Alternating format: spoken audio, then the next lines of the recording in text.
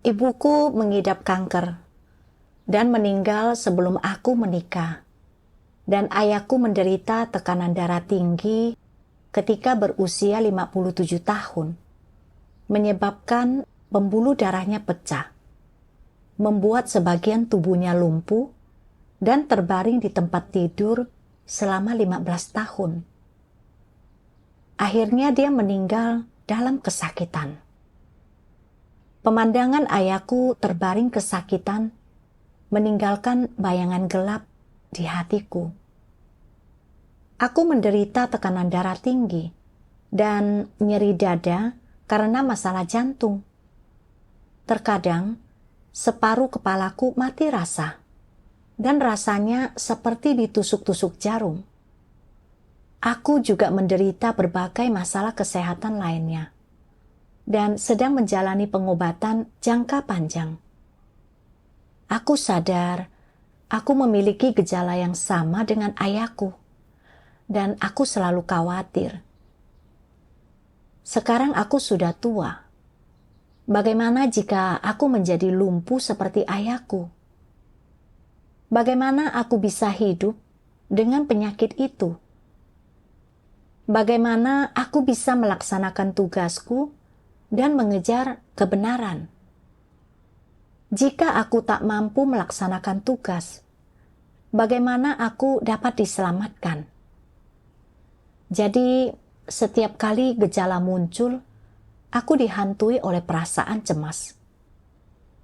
Suatu kali, sebuah gereja sangat membutuhkan seseorang untuk menyokong mereka.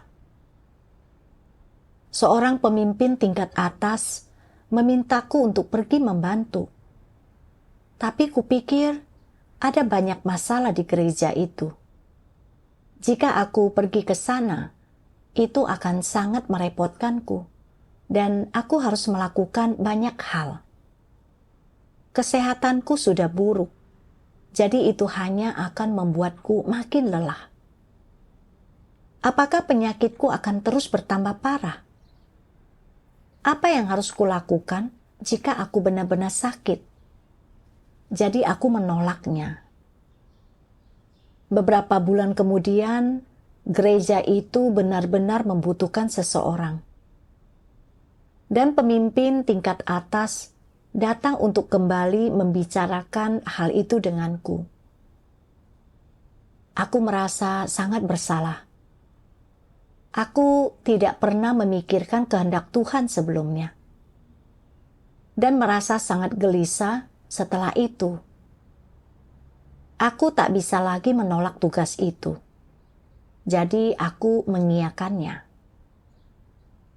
Namun, begitu tiba di gereja itu, kulihat pekerjaan mereka tidak membuahkan hasil, dan aku merasakan banyak tekanan. Ada banyak masalah yang harus ditangani jika aku ingin meningkatkan hasil kerja, dan itu akan sangat sulit. Karena terus memikirkannya, aku mulai lagi merasakan mati rasa di kepalaku, dan merasa tidak nyaman. Seperti ada serangga yang merayap di dalam otakku. Aku tidak bisa tidur, dan siang harinya merasa tidak bertenaga. Seluruh tubuhku terasa lemah, dan sama sekali tak bertenaga. Aku agak khawatir. Akankah kondisiku makin memburuk? Jika pembuluh darahku tersumbat seperti yang dialami ayahku, akankah aku langsung terserang stroke? Jika aku lumpuh atau bahkan kehilangan nyawaku, bagaimana aku dapat melaksanakan tugas? Dan bagaimana aku dapat memperoleh keselamatan? Aku dihantui kekhawatiran akan penyakitku. Dan meskipun aku memimpin pekerjaan penginjilan, aku tak mau ambil pusing dengan detail masalahnya. Aku jarang mengawasi detail pekerjaan. Takut akan pingsan jika kelelahan. Aku benar-benar tidak sabar dan ingin menyerahkan pekerjaan penginjilan yang sibuk ini kepada pemimpin yang baru terpilih. Gereja ini belum membuahkan banyak hasil dalam pekerjaan penginjilan. Dan aku tidak menangani masalahnya secara mendetail. Yang berarti pekerjaan itu sama sekali tidak membaik. Saat itu, aku khawatir apakah penyakitku akan bertambah buruk. Dan jika hal itu terjadi, nyawaku taruhannya. Jika aku mati, aku pasti tak mampu melaksanakan tugasku dan tidak akan diselamatkan. Namun kupikir, aku sedang melaksanakan tugas. Jadi Tuhan seharusnya melindungiku. Dan aku mungkin tidak akan terserang penyakit parah. Jadi aku merasa sedikit lebih tenang. Namun kekhawatiran masih menghantuiku dari waktu ke waktu. Terutama ketika kulihat saudara yang bekerja bersamaku sudah berusia 70-an, tetapi tidak mengalami masalah kesehatan. Sedangkan aku yang lebih muda daripadanya punya banyak penyakit. Mau tak mau, aku merasa sedih. Saudara itu begitu sehat dan pasti mampu melaksanakan tugasnya dengan mudah. Mengapa aku tidak sehat? Aku merasa sangat tak berdaya dan menjadi agak negatif dalam tugasku. Pada akhir Desember 2022, pandemi merebak. Aku sudah punya banyak penyakit komorbid dan kemudian tertular COVID. Aku terserang demam. Seluruh tubuhku lemas dan batuk darah. Aku tak nafsu makan dan tak bisa makan selama 2 minggu. Aku merasa kesakitan pada waktu itu. Kupikir, tamatlah riwayatku. Kesehatanku benar-benar hancur. Jika aku mati, bagaimana aku dapat tetap melaksanakan tugas? Sebagian orang yang tertular COVID batuk selama beberapa hari dan kemudian sembuh. Namun, aku tak pernah berhenti melaksanakan tugasku. Dan aku sudah beberapa hari demam tinggi dan belum bisa makan apapun. Bagaimana aku bisa sakit seperti ini? Makin kupikirkan, makin aku merasa sedih dan merasa sengsara. Setelah beberapa waktu, demamku turun. Tapi 2 orang yang bekerja bersamaku tertular. Sehingga tak ada seorang pun yang dapat melakukan pekerjaan gereja. Karena tak ada pilihan lain, aku harus menyeret tubuhku yang lemah ke pertemuan.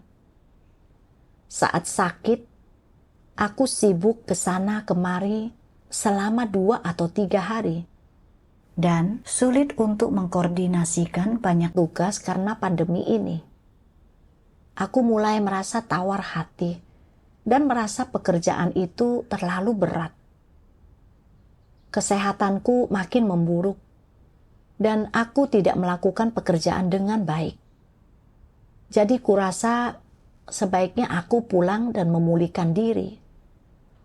Mungkin kondisiku akan menjadi sedikit lebih baik. Sekembalinya ke rumah tuan rumahku, tiba-tiba dadaku kembali terasa sakit dan rasanya aku tak tahan lagi. Kupikir jika terus melaksanakan tugas sebagai pemimpin, tubuhku tidak akan mampu lagi menanggungnya. Sebaiknya aku tidak melaksanakan tugas ini.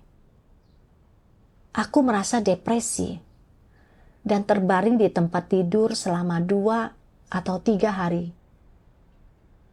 Aku merasa jika ingin sembuh, aku harus mengandalkan diriku sendiri dan menjaga kesehatanku dengan lebih baik.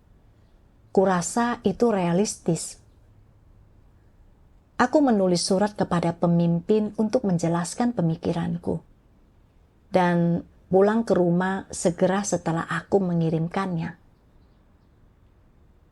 Dalam perjalanan pulang, mau tak mau aku berpikir, aku sudah lama menjadi orang percaya, tapi karena kondisi kesehatanku, aku tak mampu melaksanakan tugasku dengan baik. Kurasa aku sudah tersingkap sepenuhnya kali ini. Masih dapatkah aku diselamatkan? Setibanya di rumah, aku berbaring di tempat tidur, hatiku terasa hampa dan tak bisa tidur. Aku dipenuhi rasa bersalah. Aku juga memikirkan semua detail pekerjaan penginjilan yang menjadi tanggung jawabku yang harus diatur. Jika aku hanya tinggal di rumah, pekerjaan gereja tentu akan terhambat. Yang kulakukan ini tidak sesuai dengan kehendak Tuhan. Bukankah aku baru saja menyerah dan mengkhianati Tuhan? Jadi aku berdoa kepada Tuhan. Tuhan, mengapa dalam menghadapi situasi ini aku merasa begitu lemah dan tak mau melaksanakan tugasku? Aku tahu ini tidak sesuai dengan kehendak-Mu. Tapi aku tak mampu melanjutkannya. Aku tak punya sedikit pun tenaga yang tersisa. Ya Tuhan, aku merasa sangat bingung dan sangat kesakitan. Kumohon, cerahkan, dan bimbinglah aku. Beri aku iman dan kekuatan. Dalam pencarianku, aku membaca satu bagian firman Tuhan.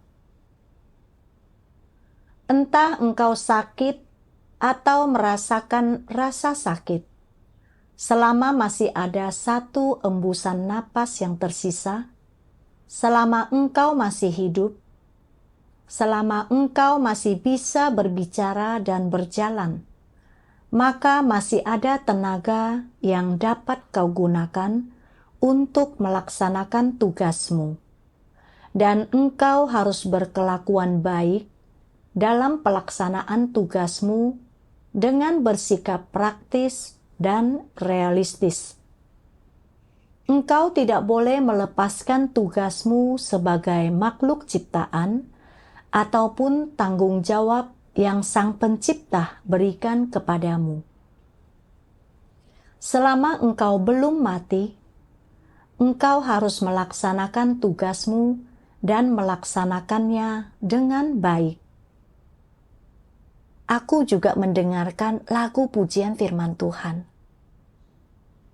Tidak seorang pun berniat untuk menempuh jalan mengikuti Tuhan sepanjang hidup mereka, untuk mengejar kebenaran demi memperoleh hidup, untuk mencapai pengenalan akan Tuhan, dan untuk pada akhirnya menjalani kehidupan yang bermakna seperti Petrus.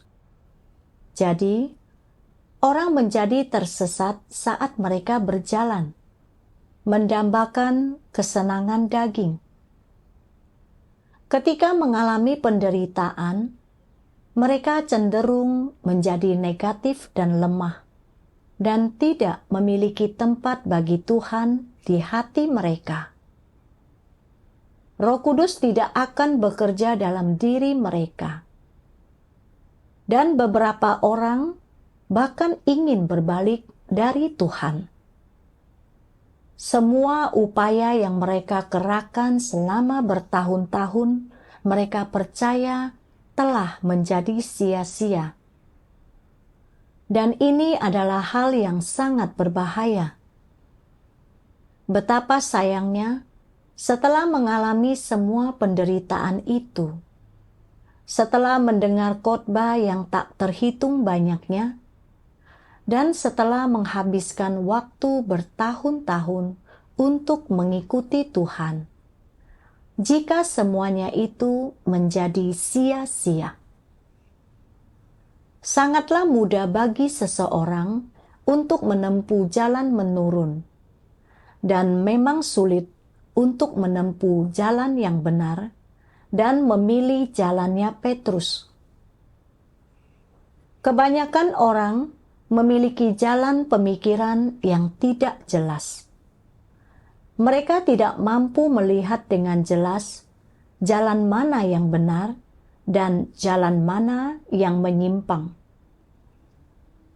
Sebanyak apapun khotbah yang telah mereka dengar, dan sebanyak apapun firman Tuhan yang telah mereka baca, meskipun mereka tahu bahwa Dia adalah Tuhan, mereka tetap tidak sepenuhnya percaya kepadanya. Mereka tahu ini adalah jalan yang benar, tetapi tidak mampu mulai menjalaninya. Betapa sulitnya menyelamatkan manusia. Aku berlinang air mata saat mendengar lagu pujian ini. Firman Tuhan benar-benar menyentuh hatiku dan menunjukkan kepadaku jalan penerapan. Meskipun aku sakit, selama aku masih bisa bernafas, dan selama aku masih mampu berbicara dan berjalan, aku tak boleh melepaskan tugasku sebagai makhluk ciptaan. Memikirkan kembali tentang penyakitku, aku sadar, karena masih mampu bergerak, penyakitku tidaklah separah itu. Aku hanya sedikit lemah dan perlu sedikit menderita untuk melaksanakan tugasku. Namun, aku melepaskan tugasku dan pulang ke rumah.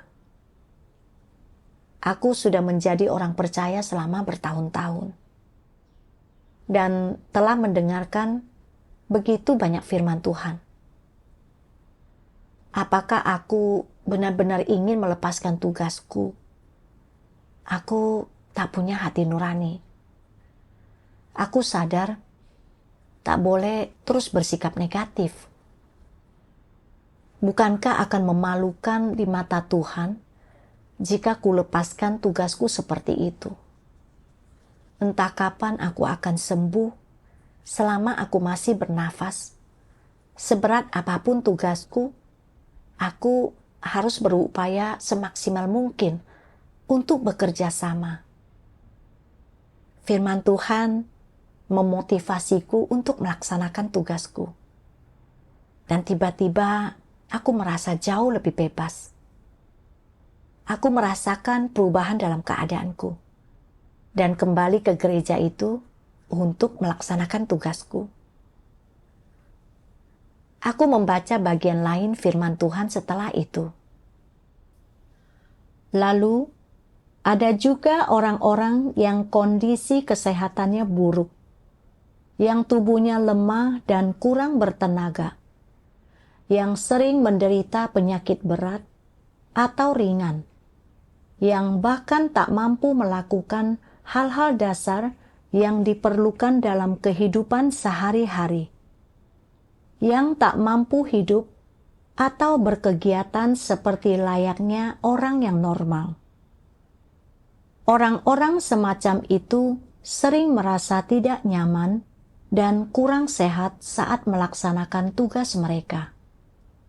Ada yang lemah secara fisik, ada yang benar-benar menderita penyakit, dan tentu saja ada yang mengidap penyakit yang diketahui dan berpotensi menderita jenis penyakit tertentu.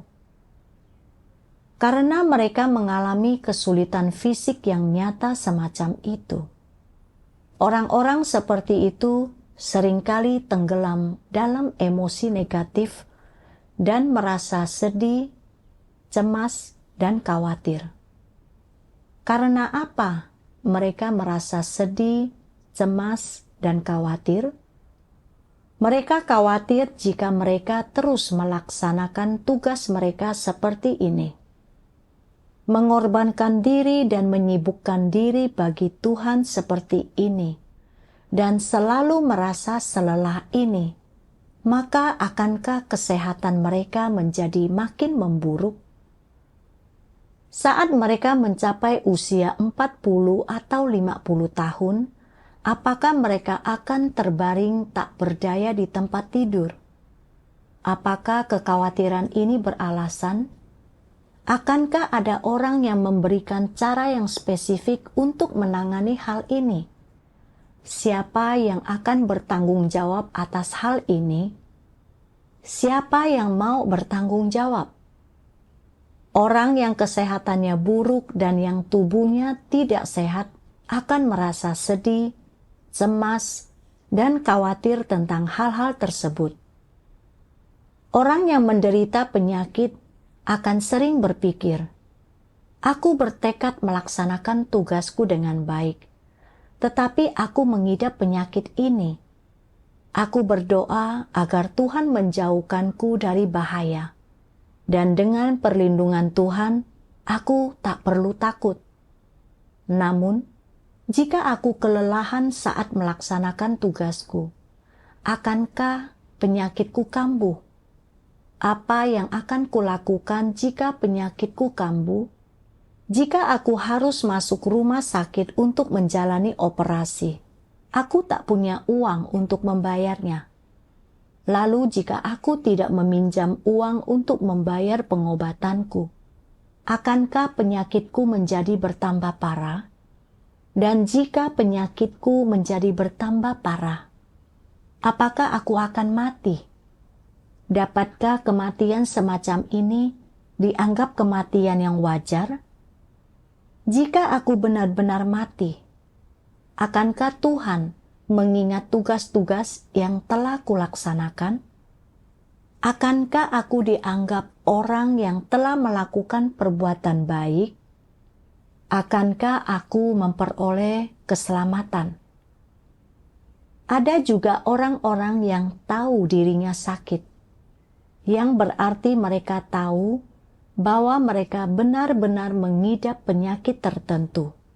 Misalnya, penyakit lambung, nyeri punggung bagian bawah, dan nyeri kaki.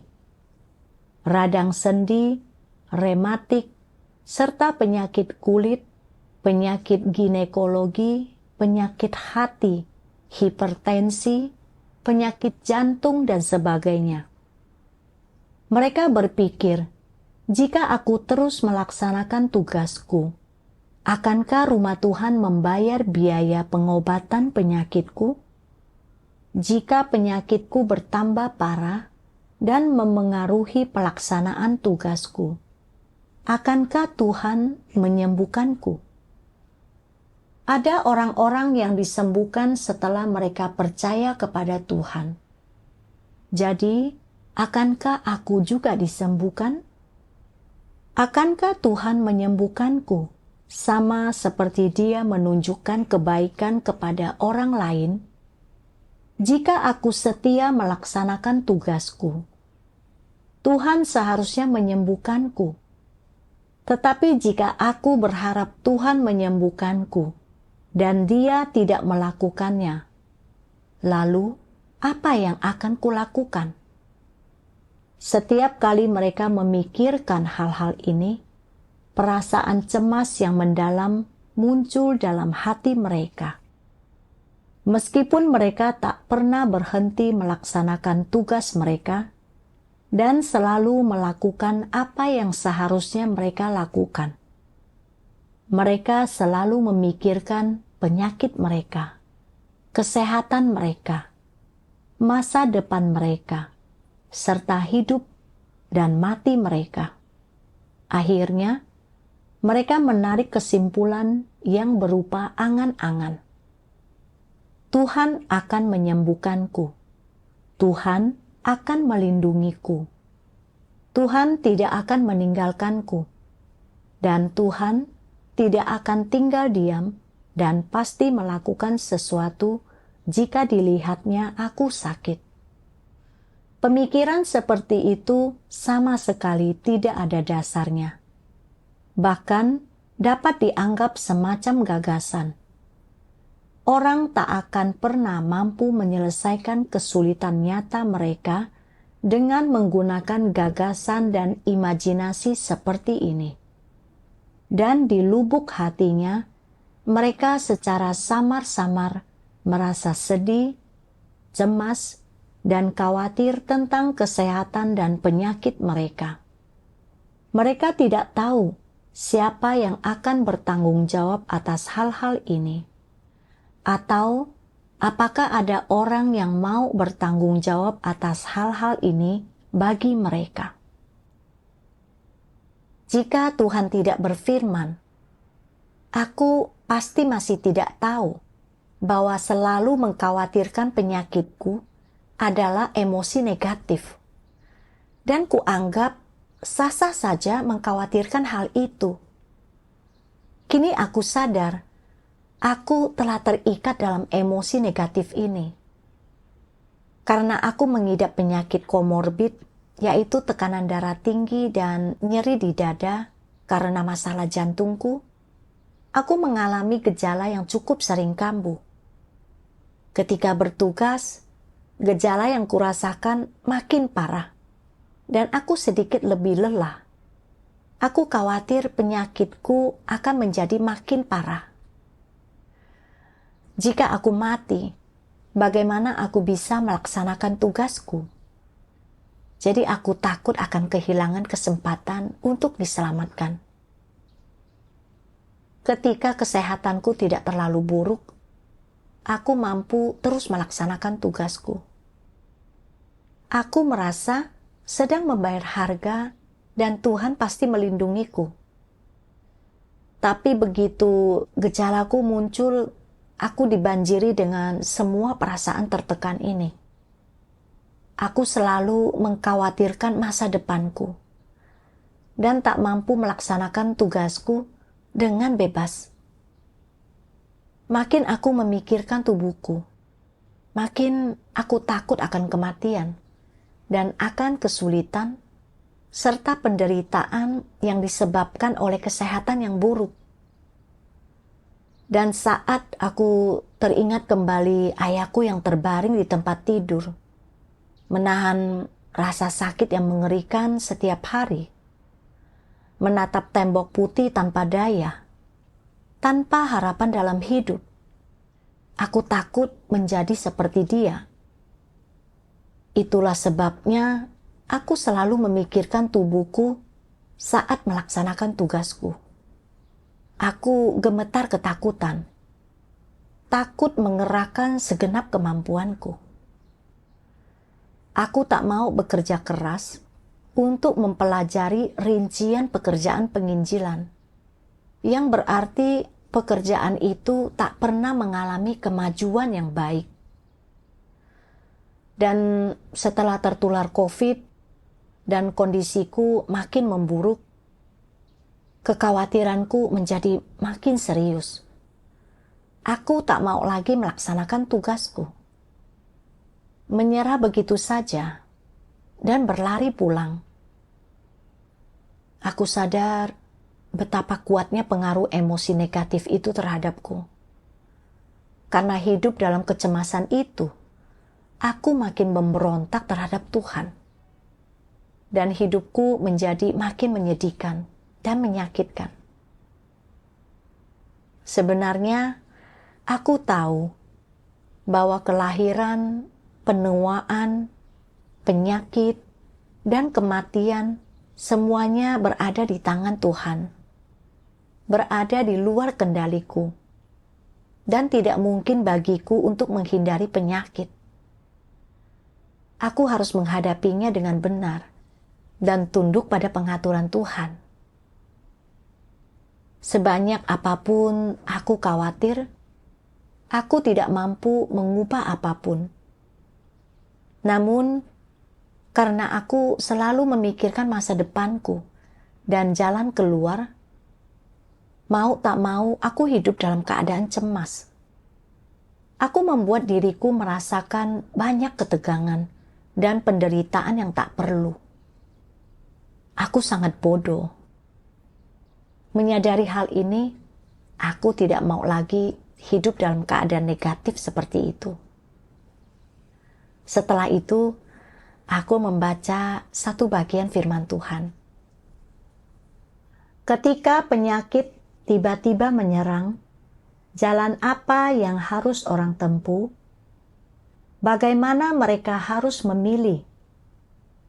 Orang tidak boleh tenggelam dalam kesedihan, kecemasan, dan kekhawatiran, dan memikirkan prospek masa depan dan jalan mereka sendiri. Sebaliknya, makin orang mendapati diri mereka mengalami saat-saat seperti ini dan berada dalam situasi dan konteks khusus seperti ini, dan makin mereka mendapati diri mereka berada dalam kesulitan yang tiba-tiba seperti ini, mereka harus makin mencari kebenaran dan mengejar kebenaran. Hanya dengan melakukannya, barulah khotbah yang selama ini kau dengarkan dan kebenaran yang selama ini kau pahami tidak akan sia-sia dan akan berdampak bagimu.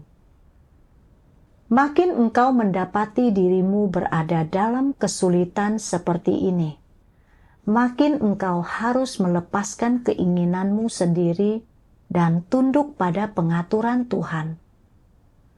Tujuan Tuhan menetapkan situasi seperti ini dan mengatur kondisi ini bagimu bukanlah untuk membuatmu tenggelam dalam kesedihan, kecemasan, dan kekhawatiran, dan bukan agar engkau menguji Tuhan untuk melihat apakah Dia akan menyembuhkanmu ketika penyakit menimpamu, atau mengutarakan kebenaran tentang masalah ini.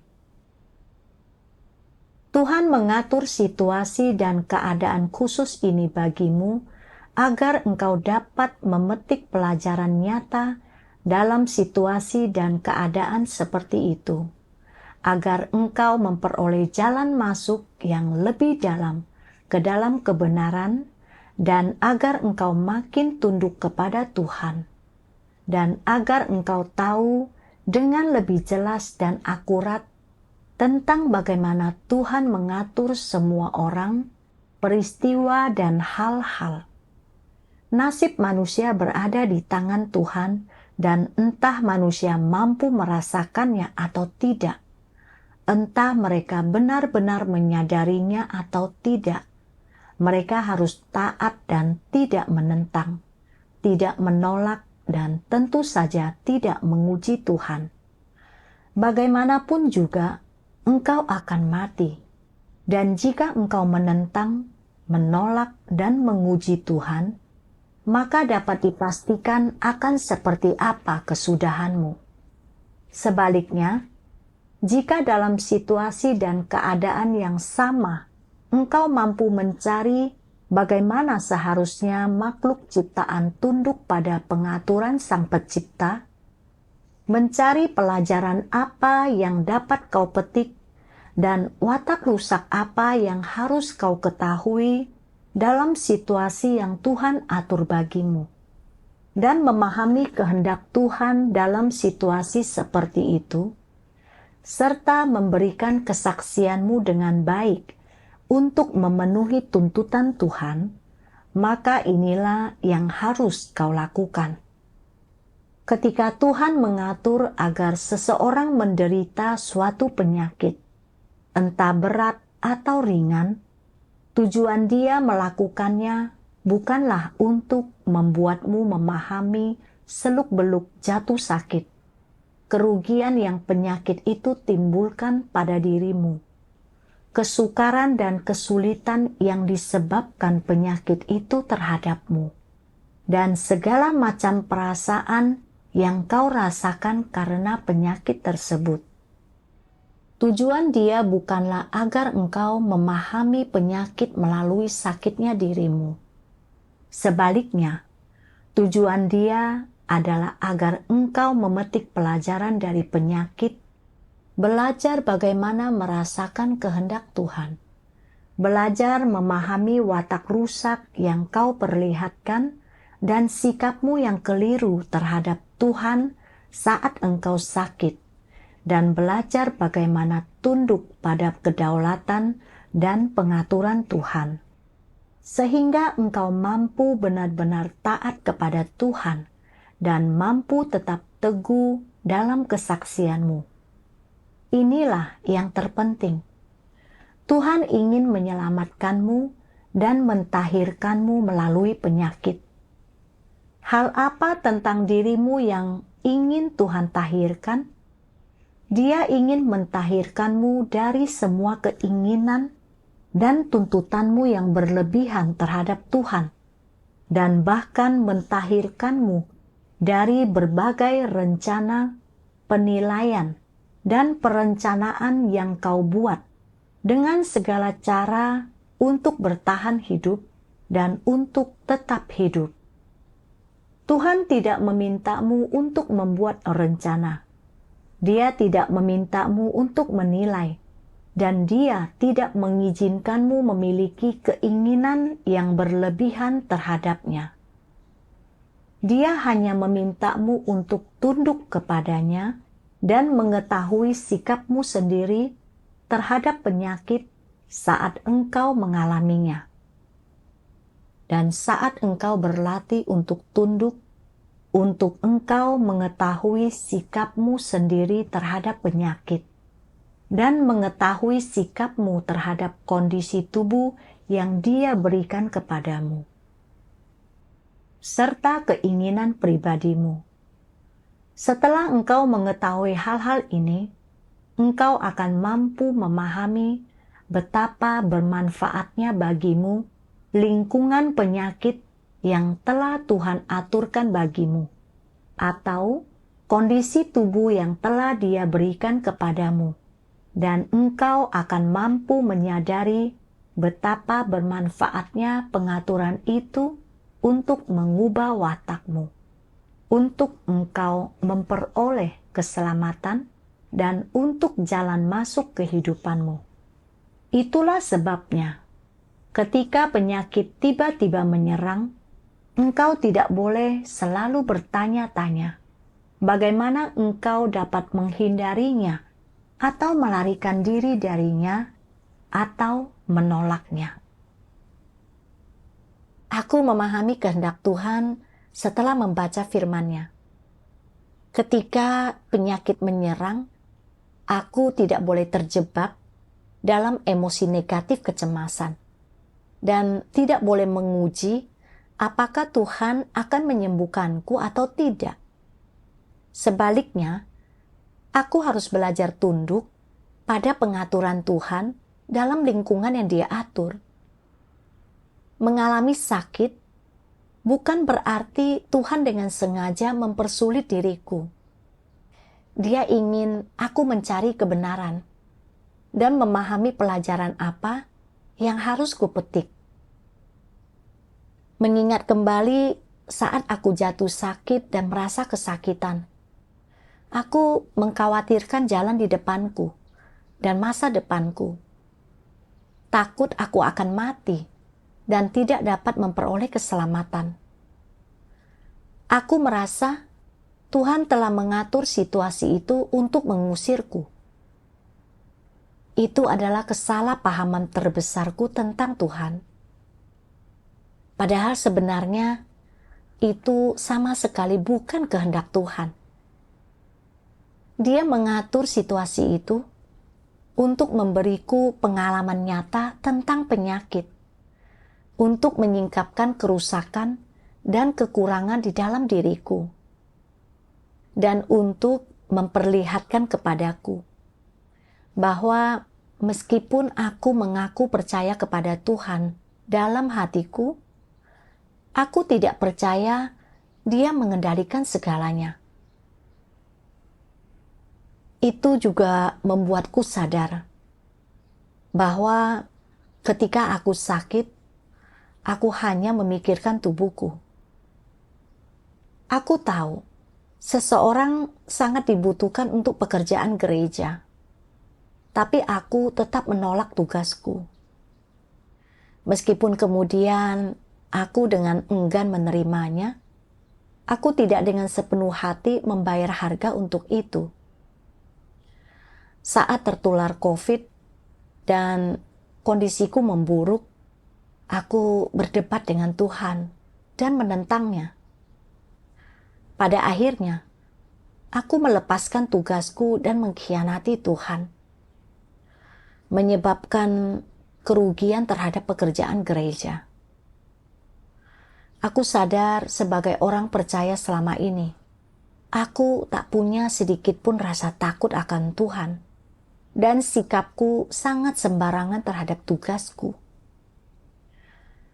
Akhirnya aku sadar, meskipun tubuhku sehat, jika aku tidak membereskan semua watak rusak dalam diriku, aku akan terus menentang dan mengkhianati Tuhan, dan tidak akan mendapatkan perkenanannya. Tuhan mengizinkanku sakit untuk menyucikan ketidakmurnian dalam imanku dan mengubah watak iblisku. Namun, aku tak pernah berusaha memahami maksud baik Tuhan.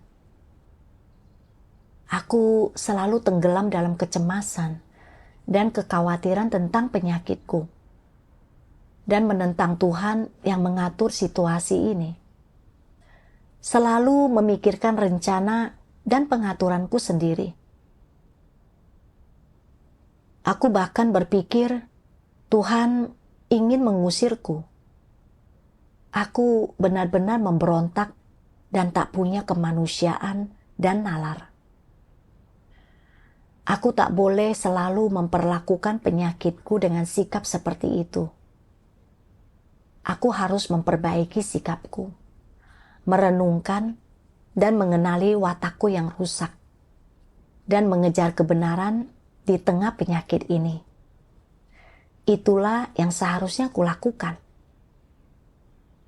Setelah itu, aku merenungkan diriku sendiri.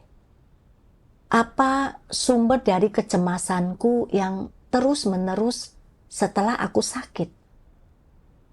Aku membaca bagian ini dalam firman Tuhan. Begitu banyak orang percaya kepadaku hanya agar aku dapat menyembuhkan mereka.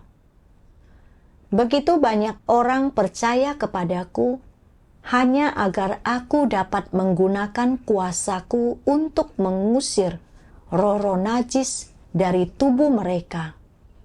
Dan begitu banyak orang percaya kepadaku hanya supaya mereka dapat menerima damai dan sukacita dariku. Saat aku memberi kepada manusia penderitaan neraka dan menarik kembali berkat-berkat surga, rasa malu manusia berubah menjadi amarah. Saat manusia memintaku untuk menyembuhkan mereka, aku tidak memedulikan dan merasakan kebencian terhadap mereka. Manusia meninggalkanku untuk mencari cara pengobatan lewat perdukunan dan ilmu sihir. Saat aku mengambil semua yang telah manusia tuntut dariku, semua orang menghilang tanpa jejak. Maka dari itu, aku berkata bahwa manusia beriman kepadaku karena aku memberi terlalu banyak kasih karunia, dan ada terlalu banyak yang bisa didapatkan. Tuhan menyingkapkan keadaanku. Bukankah pandanganku tentang iman persis seperti yang Dia gambarkan? Imanku hanya untuk memperoleh berkat dan berusaha bertransaksi dengan Tuhan. Ketika tidak ada masalah kesehatan yang besar dalam tugasku, kupikir aku telah mendapatkan pemeliharaan dan perlindungan Tuhan dan memiliki kesempatan untuk diselamatkan. Jadi aku rela menderita dan membayar harga untuk tugasku. Ketika jatuh sakit dan gejala penyakitku tidak mereda, aku tak mampu mengabdikan diriku pada tugasku. Aku juga tidak melakukan pekerjaan penginjilan dengan segenap hatiku. Aku hanya memikirkan masa depan dan nasibku. Aku khawatir, apakah aku akan mati Dan apakah aku bisa diberkati atau tidak? Ketika aku sakit parah karena COVID dan sakit selama 2 minggu, aku mengeluh mengapa Tuhan tidak melindungiku dan bahkan tak mau lagi melaksanakan tugasku. Saat kulihat harapanku akan berkat pupus, naturku yang sebenarnya tersingkap. Aku meninggalkan Tuhan, melepaskan tugasku dan mengkhianatinya.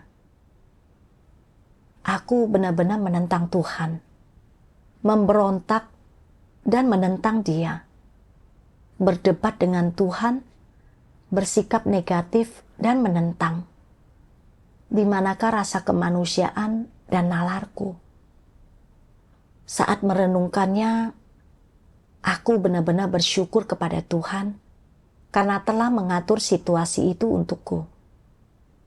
Meski tubuhku sedikit menderita, aku memperoleh pemahaman tentang ketidakmurnian imanku dan watak iblisku yang menentang Tuhan. Kurasakan dalam hatiku bahwa semua yang Tuhan lakukan dalam diriku adalah untuk keselamatan.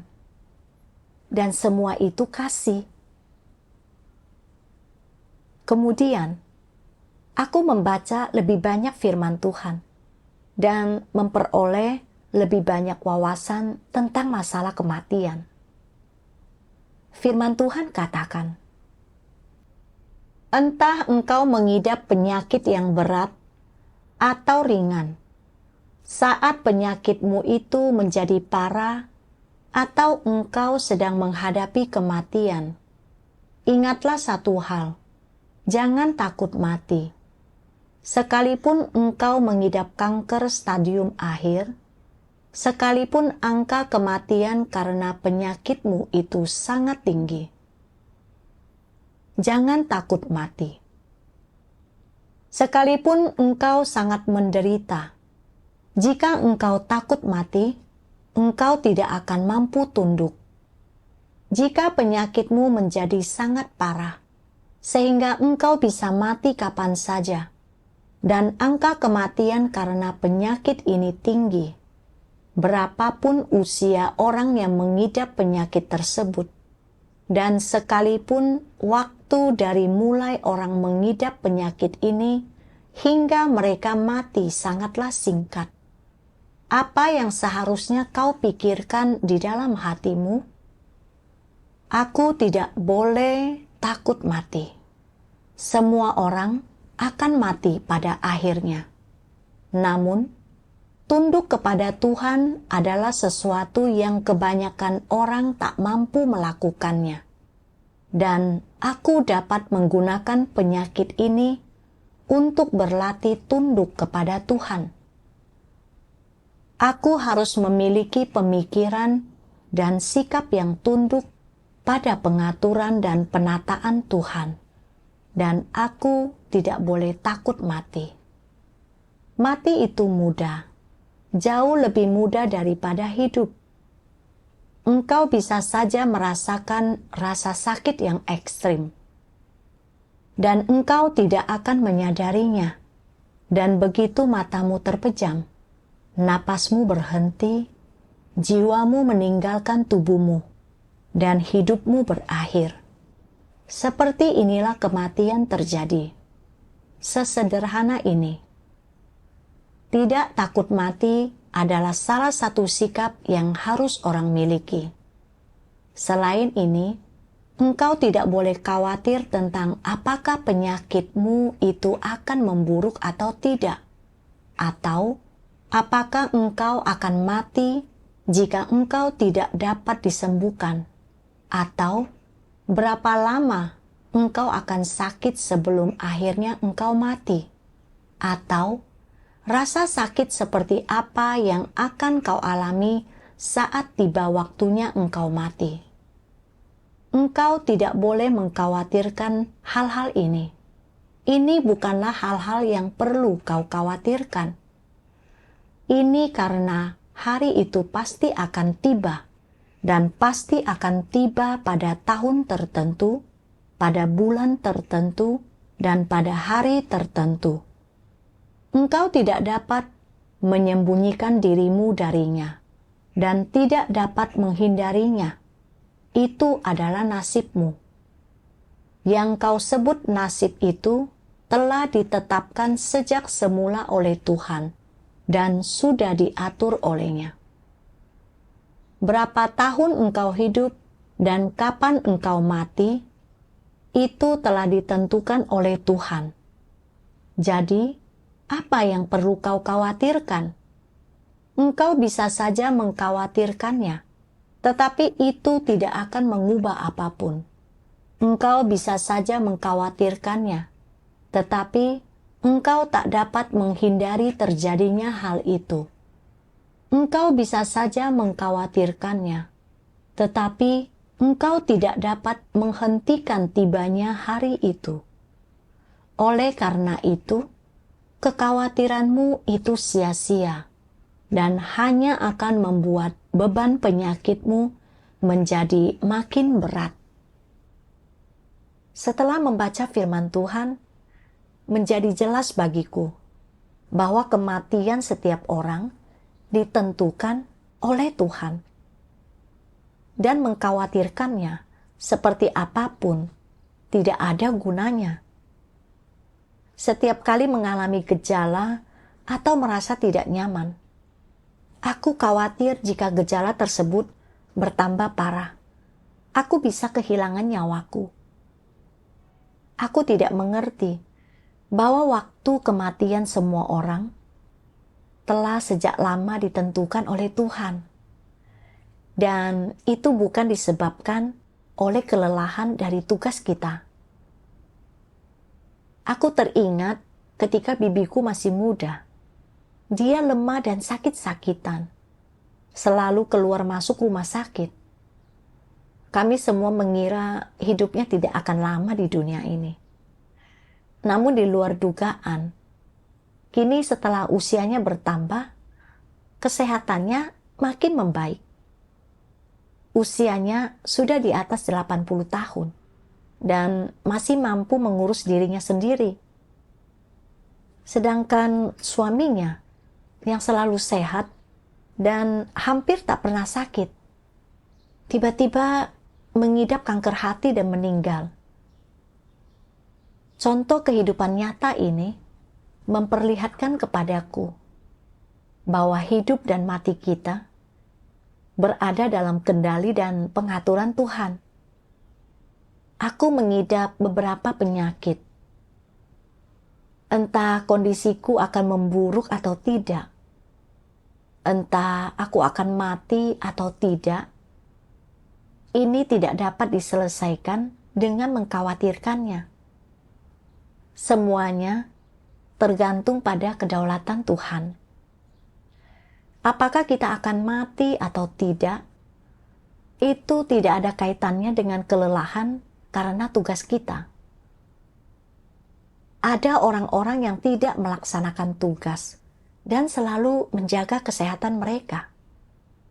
Tetapi tetap saja mereka akan mati. Aku adalah orang percaya yang tidak percaya pada kedaulatan Tuhan.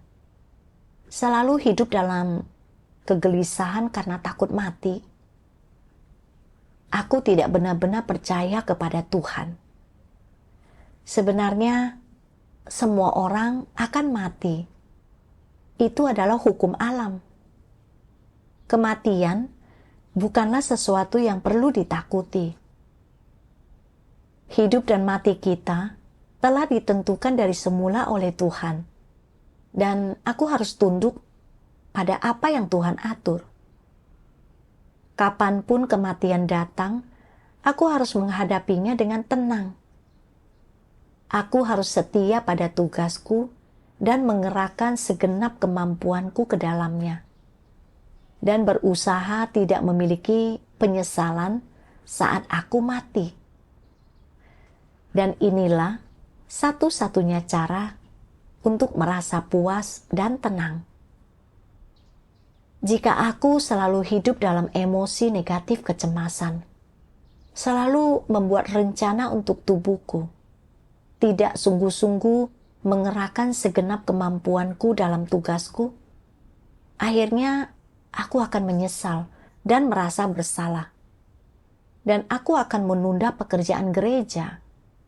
Dan betapapun baiknya kesehatanku, hidupku tidak akan ada artinya. Dan aku pasti akan dihukum oleh Tuhan. Setelah memahami semua itu, aku merasa jauh lebih bebas. Kemudian, aku membaca satu bagian firman Tuhan yang benar-benar menyentuhku.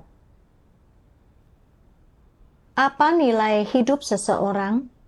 Apakah nilai hidup seseorang hanyalah demi menikmati kesenangan daging, seperti makan, minum, dan menikmati hiburan? Tidak, bukan itu. Lalu apa nilai hidup seseorang? Silakan bagikan pemikiranmu. Untuk melaksanakan tugas makhluk ciptaan, inilah yang setidaknya harus dicapai seseorang dalam hidupnya. Benar, selama masa hidupmu, engkau harus memenuhi misimu. Inilah yang terpenting. Kita tidak sedang berbicara tentang menyelesaikan misi, tugas, atau tanggung jawab yang sangat besar. Tetapi setidaknya, engkau harus menyelesaikan sesuatu. Sebagai contoh, ada orang-orang di gereja yang mengerahkan segenap kemampuan mereka ke dalam pekerjaan memberitakan Injil. Mendedikasikan seluruh tenaga mereka, membayar harga yang mahal, dan memenangkan banyak orang. Karena hal ini, mereka merasa hidup mereka tidak dijalani dengan sia-sia. Merasa hidup mereka bernilai dan memuaskan. Ketika menghadapi penyakit atau kematian, ketika merangkum seluruh kehidupan mereka dan mengingat kembali segala sesuatu yang pernah mereka lakukan, mengingat jalan yang telah mereka tempuh, mereka menemukan penghiburan di dalam hati mereka. Mereka tidak merasa tertuduh dan tidak menyesali apapun.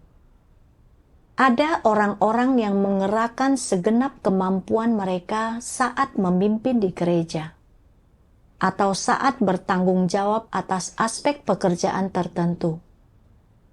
Mereka mengeluarkan potensi maksimal mereka, mengerahkan seluruh kelebihan mereka, mengeluarkan seluruh tenaga mereka, dan membayar harga untuk pekerjaan yang mereka lakukan.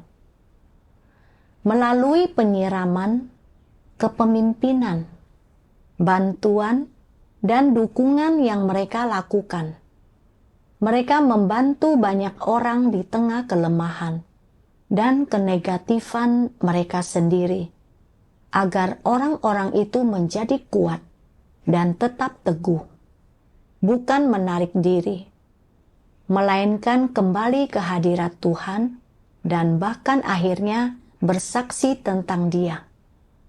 Selain itu, selama masa kepemimpinan mereka menyelesaikan banyak tugas penting, mengeluarkan banyak orang jahat, melindungi banyak umat pilihan Tuhan, dan memulihkan banyak kerugian besar. Semua pencapaian ini terjadi selama masa kepemimpinan mereka. Saat mengingat kembali jalan yang telah mereka tempuh, saat mengingat kembali pekerjaan yang telah mereka lakukan, dan harga yang telah mereka bayar selama bertahun-tahun, mereka sama sekali tidak merasakan penyesalan ataupun merasa tertuduh. Mereka yakin bahwa mereka tidak melakukan apapun yang patut disesali dan merasa hidup mereka bernilai. Dan di hatinya mereka merasa teguh dan terhibur. Betapa luar biasanya hal itu. Bukankah ini adalah hasilnya? Keteguhan dan penghiburan yang mereka rasakan dan tidak adanya penyesalan ini adalah hasil dan upah yang mereka dapatkan karena mengejar hal-hal positif dan kebenaran. Janganlah menetapkan standar yang tinggi untuk orang-orang penuhi. Mari kita pertimbangkan keadaan di mana orang dihadapkan dengan tugas yang harus mereka lakukan, atau yang ingin mereka lakukan dalam hidup mereka.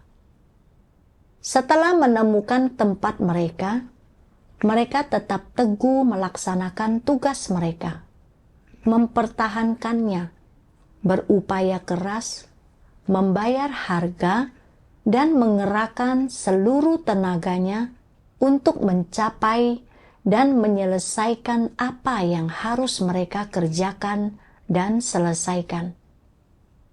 Ketika akhirnya mereka berdiri di hadapan Tuhan untuk memberikan pertanggungjawaban, mereka merasa relatif puas, tanpa merasa tertuduh atau tanpa penyesalan di hati mereka. Mereka merasa terhibur dan merasa telah memperoleh upah. Merasa hidup mereka begitu bernilai. Bukankah ini merupakan tujuan yang penting? Sepenting apapun tujuan ini, katakan kepadaku, apakah ini nyata? Apakah ini spesifik? Ini cukup spesifik, cukup nyata, dan cukup realistis. Jadi, agar dapat menjalani kehidupan yang bernilai dan pada akhirnya memperoleh upah seperti ini, menurutmu, apakah layak bagi tubuh jasmani seseorang untuk mengalami sedikit penderitaan dan membayar sedikit harga, sekalipun mereka mengalami kelelahan dan menderita penyakit? Ketika seseorang dilahirkan ke dunia ini, itu bukan semata-mata untuk kenikmatan daging, juga bukan semata-mata untuk makan, minum, dan bersenang-senang. Orang seharusnya tidak hidup hanya untuk hal-hal itu. Itu bukanlah nilai hidup manusia, juga bukan jalan yang benar. Nilai hidup manusia dan jalan yang benar untuk ditempuh berkaitan dengan menyelesaikan sesuatu yang bernilai dan menyelesaikan satu atau banyak pekerjaan yang bernilai. Ini bukan disebut karir, ini disebut jalan yang benar. Ini juga disebut tugas yang benar. Katakan kepadaku, apakah layak bagi seseorang untuk membayar harga demi menyelesaikan suatu pekerjaan yang bernilai, menjalani kehidupan yang bermakna dan bernilai, serta mengejar dan memperoleh kebenaran? Jika engkau benar-benar ingin mengejar dan memahami kebenaran, memulai jalan hidup yang benar, melaksanakan tugasmu dengan baik, dan menjalani kehidupan yang bernilai dan bermakna, maka tidak seharusnya engkau ragu untuk memberikan seluruh tenagamu, membayar harga, dan memberikan seluruh waktumu dan hari-harimu. Jika engkau menderita sedikit penyakit selama masa ini, itu tidak masalah. Itu tidak akan menghancurkanmu. Bukankah ini jauh lebih baik daripada hidup santai dan bermalas-malasan seumur hidupmu? Memelihara tubuh jasmani hingga cukup makan dan sehat, dan pada akhirnya memperoleh umur panjang? Manakah dari kedua pilihan ini yang lebih kondusif bagi kehidupan yang bernilai? Manakah yang dapat memberikan penghiburan dan yang tidak akan membuat orang menyesal saat mereka akhirnya menghadapi kematian, menjalani kehidupan yang bermakna berarti merasakan hasil dan penghiburan di dalam hatimu. Bagaimana dengan mereka yang cukup makan dan menjaga kulit tetap cerah sampai mati? Mereka tidak mengejar kehidupan yang bermakna. Jadi, apa yang mereka rasakan ketika mereka meninggal? Seolah-olah mereka telah hidup dalam kesia-siaan. 3 kata ini sangat tajam. Hidup dalam kesia-siaan. Apa arti hidup dalam kesia-siaan?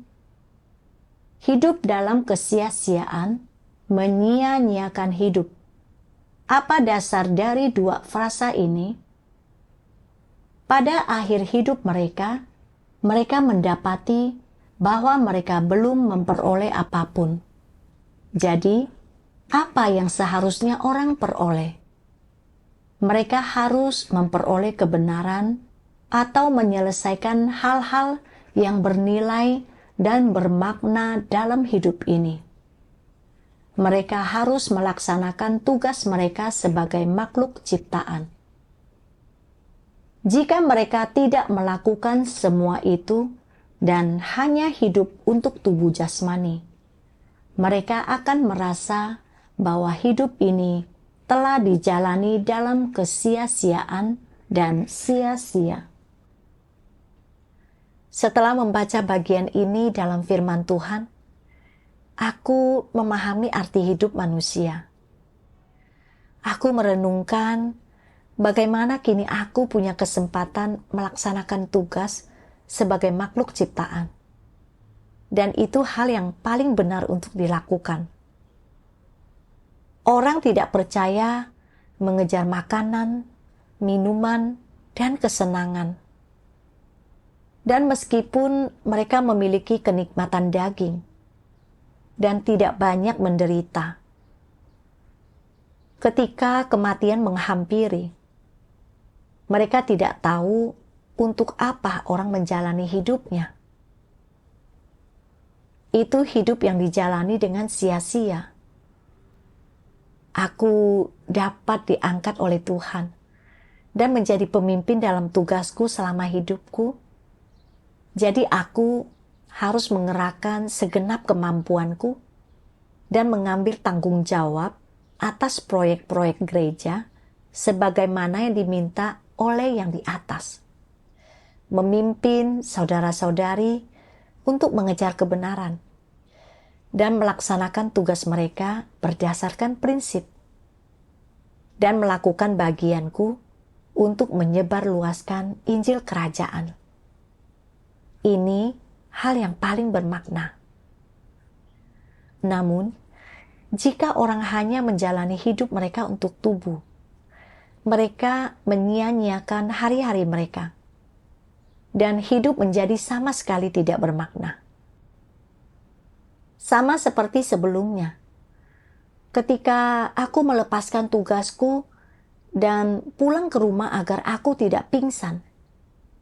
Meskipun aku berada di rumah dan tidak menderita secara jasmani, dan aku tidak perlu terlalu khawatir tentang pekerjaan gereja. Aku tidak sedang memikul tanggung jawab yang seharusnya kuemban, dan hatiku terasa hampa. Aku juga dipenuhi rasa bersalah, dan tidak merasakan kedamaian atau sukacita sejati. Aku memahami kehidupan yang dijalani untuk daging sama sekali tidak berguna, dan itu hampa. Sebaik apapun aku menjaga kesehatanku. Meskipun aku sedikit lelah dan sedikit menderita saat melaksanakan tugasku, aku dapat memperoleh kebenaran dan merasa tenang dan damai. Itulah satu-satunya kehidupan yang bermakna. Melalui ini, aku juga memperoleh pengalaman pribadi tentang bagaimana melaksanakan tugas sebagai makhluk ciptaan adalah satu-satunya jalan agar kita dapat menjalani kehidupan yang bermakna, dan agar kita memiliki kedamaian dan sukacita sejati di hati kita. Menghargai daging hanya membawa pada kehidupan yang sia-sia dan menghancurkan kesempatan orang untuk mengejar kebenaran dan diselamatkan. Setelah memahami hal-hal ini, aku mendapatkan kembali motivasiku untuk melaksanakan tugasku. Aku tidak mencapai apapun dalam pekerjaan penginjilan. Jadi aku harus memperoleh pemahaman nyata tentang situasi ini. Mencari prinsip untuk menyelesaikan masalah. Berupaya sebaik mungkin melakukan semua yang kubisa. Berusaha meningkatkan hasil pekerjaan. Dengan begitu, aku tidak akan merasa malu atau menyesal dengan caraku melaksanakan tugas. Ketika aku terlibat dalam pekerjaan penginjilan dan menghadapi kesulitan, terkadang aku khawatir akan kelelahan atau keadaanku akan memburuk karena harus menyelesaikan masalah. Tapi aku merasa tidak boleh terus hidup dalam keadaan cemas. Jadi aku berdoa kepada Tuhan. Ya Tuhan, entah penyakitku bertambah parah atau tidak, aku tak mau terus memberontak terhadap-Mu seperti sebelumnya. Entah aku hidup atau mati, itu sepenuhnya berada di tangan-Mu, dan aku mau tunduk pada pengaturan dan penataan-Mu. Setelah berdoa, kekhawatiranku berkurang. Aku bersekutu dengan beberapa saudara-saudari untuk menyelesaikan permasalahan dalam pekerjaan penginjilan. Semua orang mencari prinsip bersama-sama, mendiskusikan berbagai pilihan, dan kami menemukan jalan untuk tugas kami. Ada kemajuan dalam pekerjaan penginjilan, dan kami menjadi lebih jelas tentang beberapa dari prinsipnya. Pada Maret 2023, gereja mengadakan pemilihan untuk pemimpin tingkat atas. Dan pada akhirnya, aku terpilih. Aku tahu akan ada beban yang lebih besar dalam tugas ini. Dan aku masih memikirkan kesehatanku. Tapi aku tidak mau lagi menghiraukan dagingku. Aku ingin benar-benar menghargai kesempatan melaksanakan tugas ini. Setelah itu, dalam melaksanakan tugasku, aku dapat menyesuaikan kesehatanku sesuai kebutuhan. Beristirahat sebentar jika aku merasa tidak enak badan, dan meluangkan waktu untuk berolahraga. Melaksanakan tugasku seperti itu, aku tidak merasa terlalu lelah dan tidak terhambat oleh penyakit. Seiring waktu, kepalaku tidak lagi sering mati rasa. Kini kurasa aku harus menghargai waktuku yang tersisa. Dan yang terpenting adalah bagaimana melaksanakan tugasku dengan baik. Aku bersyukur kepada Tuhan yang telah mengatur situasi ini, sehingga aku dapat memetik pelajaran. Aku tidak lagi terus-menerus khawatir akan sakit.